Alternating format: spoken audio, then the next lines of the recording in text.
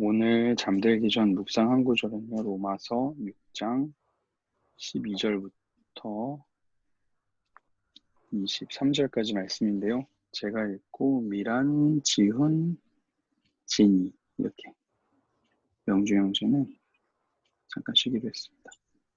그렇게 네네 그렇게 읽겠습니다. 그러므로 여러분의 죽을 몸에서 죄가 왕노릇하지 못하게 해 몸의 정욕에 순종하지 말고 또한 여러분의 지체를 불의의 무기로 죄에게 내어주지 말고 오직 죽은 자 가운데서 다시 사신 자처럼 여러분 자신을 하나님께 드리며 여러분의 지체를 의의 무기로 하나님께 드리십시오. 제가 여러분을 지배하지 못할 것인데 여러분이 율법 아래 있지 않고 은혜 아래 있기 때문입니다. 그러면 어떻게 해야 하겠습니까? 우리가 율법 아래 있지 않고 은혜 아래 있다고 해서 죄를 짓겠습니까? 결코 그럴 수 없습니다. 여러분이 자신을 종으로 들여 누구에게든지 순종하면 여러분은 여러분이 순종하는 그 사람의 종이 되는 줄을 알지 못합니까? 여러분은 죄의 종이 돼 죽음에 이르거나 아니면 순종의 종이 돼 의에 이릅니다.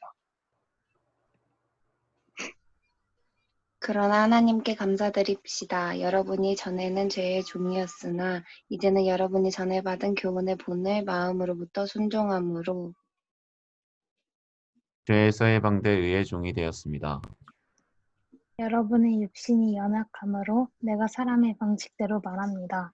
여러분이 전에는 자기의 지체를 부정과 불법의 종으로 내주어 불법에 이르는 것처럼 이제는 여러분의 지체를 의의 종으로 들여 거룩함에 이르십시오. 20절 홍규, 21절 해양자매 읽어주세요. 여러분이 죄의 종이었을 때는 의에 대해 자유스러웠습니다. 그러나 여러분은 그때 무슨 열매를 거두었습니까? 이제 여러분은 그런 일들을 부끄러워합니다. 이는 그것들의 마지막이 죽음이기 때문입니다. 그러나 이제 여러분은 죄에서 해방되고 하나님의 종이 돼 거룩함에 이르는 열매를 맺고 있습니다. 그 마지막은 영생입니다. 아멘. 네. 23절 미란자매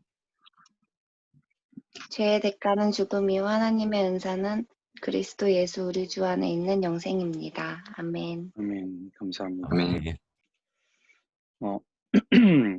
죄의 무기와 의의 무기가 우리가 될 수 있다라는 이야기를 이제 하고 있는데요.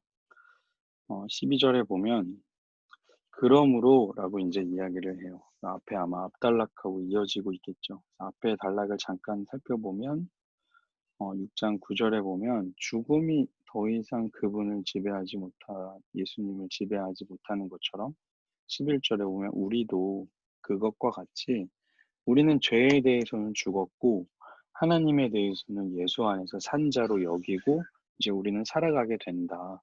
그러므로 이제 이렇게 이어지는 거죠. 그러므로 믿음의 법으로 하나님과 화평하게 되고 예수님과 연합한 삶을 사는 사람, 우리들이죠. 예수님을 믿는 사람은 이렇게 이야기하는 겁니다. 하나님과 화평하게 되고 연합한 삶을 사는 사람은 더 이상 몸에서 죄가 왕노릇하지 못하게 해라는 거죠. 그러니까 죄가 왕이라는 말은 나는 죄의 종이라는 표현이거든요. 그러니까 이거는 뭐냐면 내가 예수님은 믿지만 뭐 죄도 지어 뭐 이런 표현은 어울리지 않는다는 말이에요. 그 말을 이제 오늘 이야기하는 건데요. 몸의 정욕에 순종하지 말고 13절에 보니까 몸을 불의의 무기로 죄에게 내주지 말라는 거죠. 그러니까 죄의 종은 다른 말로 하자면 자기 정욕대로, 그러니까 자기 그냥 몸이 원하는 뭐 욕망대로 이끌려 살아가는 거, 혹은 악한 것에 무기로 내 몸을 내어주는 거. 그게 이제 죄의 종으로 살아가는 거죠. 그렇게 하지 말고 여러분을 하나님께 드리며 여러분의 지체를 의의 무기로 하나님께 드리래요. 그러니까 바울이 이야기하는 건 뭐냐면 우리 몸 자체가 거룩하거나 뭐 우리 몸 자체가 악하거나 이런 게 아닌데 우리 몸이 때로는 불의의 무기로 쓰일 수 있고 죄의 무기로 때로는 의로운 것의 무기로 쓰일 수 있다는 거예요. 누구에게 드리느냐, 누구의 영향력 아래에 있느냐, 누구의 다스림을 받느냐가 중요한 거죠. 하나님께서 왕이신 것은 우리가 이제 하나님의 종으로 살아간다는 거거든요. 그래서 죄의 무기로 몸을 쓰겠느냐, 아니면 의의 무기로 쓰겠느냐라는 겁니다. 죄가 우리를 지배하지 못하게 되는데 그 이유는 뭐냐면 우리가 율법 아래 있는 것이 아니고 은혜 아래 있는 사람들이기 때문이라는 거죠. 그러니까 내가 내 몸을 죄가 나를 지배하지 못하게 해야겠다. 말씀대로 살아야겠다. 뭐 이렇게 해서 이게 가능한 게 아니라는 말이죠. 우리가 예수 그리스도의 그 은혜 아래에 머물고 있을 때 죄가 우리를 지배하지 못한다는 거예요. 그러니까 끊임없이 우리가 죄에 이렇게 민감하고 또 죄를 짓고 나는 왜 이렇게 죄에서 이겨나지 못할까라고 생각할 때 나를 치고 나를 막 채찍질하고 이래서는 극복할 수가 없고요. 이런 나를 사랑하신 주님께 집중해야, 은혜 아래 집중해야 그것을 우리가 이제 지배하지 못하게 될 수 있다는 거예요. 의의 무기로 사는 방법은 은혜 아래 머무는 겁니다. 그래서 주의 은혜를 날마다 우리가 듣고 기억해야 하는 것이죠. 그런데 이런 생각을 할 수 있어요. 일부만 죄의 종이고 일부는 하나님의 종이다. 뭐 이제 이렇게 생각할 수 있는데 그게 이제 논리적으로 불가능하다는 이야기를 이제 합니다. 15절에 보니까 그러면 어떻게 해야겠습니까? 우리가 율법 아래 있지 않고 은혜 아래 있다고 해서 죄를 짓겠습니까? 이 말은 뭐냐면 은혜 아래 있는 사람은 죄와 공존하지 않는다는 거죠. 그럴 수 없습니다. 자신을 종으로 들여 누구에게든지 순종하면 여러분이 순종하는 그 사람의 종이 되는 줄을 알지 못합니까? 그러니까 나는 어느 정도만 죄에게 순종하고 어느 정도는 그냥 하나님께 순종할게. 뭐 일주일에 한 3일 정도는 죄, 4일은 하나님께. 이게 불가능하다는 거예요. 두 주인을 섬길 수 없다는 겁니다. 죄의 종이 돼서 죽거나 아니면 순종의 종이 돼서 의에 이르거나 둘 중에 하나밖에 우리는 안 된다는 거예요. 그러니까 죄의 종은 죽고 순종의 종은 의로움을 얻게 된다라는 이야기를 하는 거죠. 그러니까 죄와 생명을 조금씩 이거 이렇게 두 주인 섬기는 게 이게 불가능하다는 거예요. 근데 그런 일들이 우리 안에 일어나고 있다면 어쩌면 우리는 지금 온전한 의의 종으로 살고 있지 않은 걸 수 있겠죠. 그래서 이제 바울은 은혜 아래 머무는 삶에는 이런 특징이 있다라고 이야기를 하는데요. 첫 번째는 감사가 넘치는 겁니다. 17절에 보니까 그러나 하나님께 감사드립시다. 18절에 우린 죄에게 해방돼서 의의 종이 됐으니까 이제 의의 종, 은혜 아래 머무는 그 사람은 17절에 보니까 하나님께 감사하는 사람이라는 거예요. 왜? 하나님께서 다 이루신 거니까요. 내가 어떻게 해서 얻은 게 아니고 내가 막 해내서 얻은 게 아니고 하나님께서 다 이루신 거니까 은혜 아래 머무는 사람은 감사밖에 안 한다는 거죠. 두 번째 특징은 뭐냐면 자기 몸을 소중히 다룹니다. 은혜 아래 머무는 사람입니다. 그래서 19절에 보니까 여러분의 지체를 의의 종으로 들여 거룩함에 이르십시오. 라고 이야기를 하는 거죠.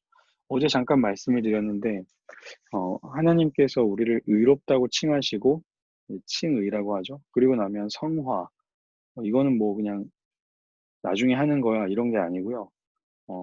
어제 이제 진이 이야기를 이제 하면서 제가 얘기를 했는데 강희 오빠가 진이한테 선물을 사줬어요. 가방을 사준 거죠. 그런데 진이가 나는 선물은 받았는데 가방은 안 받았어. 이렇게 말할 수 없거든요. 가방을 선물로 받은 거잖아요. 그러니까 칭의는 거룩함과 함께 가는 거예요. 그 주님을 닮은 모습과 함께 가는 거예요. 그런데 나는 의로움은 받았는데 주님은 닮지 않았어. 이게 말이 안 맞는다는 겁니다. 그러니까 의로움과 함께 거룩함은 함께 오는 거다라는 이야기를 이제 바울이 하고 있는 거예요. 그래서 은혜 아래 있는 사람은요 자신의 몸을 함부로 사용하지 않습니다. 그래서 이제 결국에는 이제 죽음과 영생 끝을 알아야 되거든요. 끝을 알아야 이제 그 삶의 방향을 우리가 잘 정할 수 있는데요. 우리가 죄의 종이었을 때는 의를 좀 무시하면서 살았죠. 뭐 의에 자유롭다는 게 그런 거거든요. 의는 별로 생각하지 않았죠.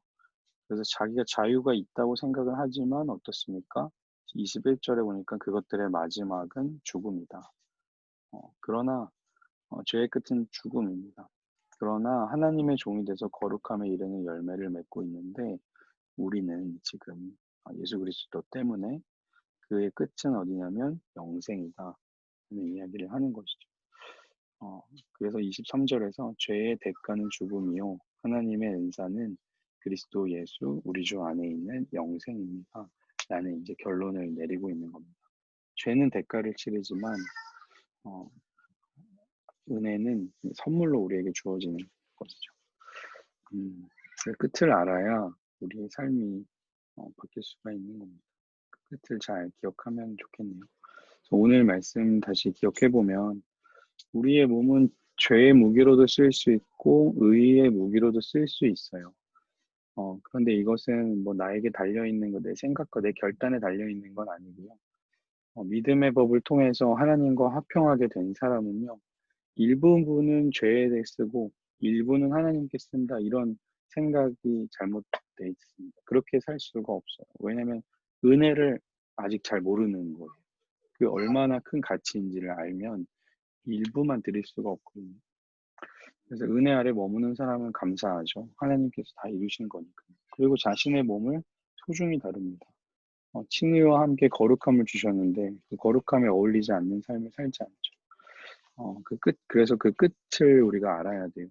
죄의 일부를 드리는 삶도 여전히 죽음으로 끝이 나지만 은혜 아래 머물면서 의의 무기로 살아가는 사람은 영원한 생명을 누린다 라는 것을 알고 우리에게 던진 질문은 나는 일부만 그리스도인인가 전부 그리스도인인가.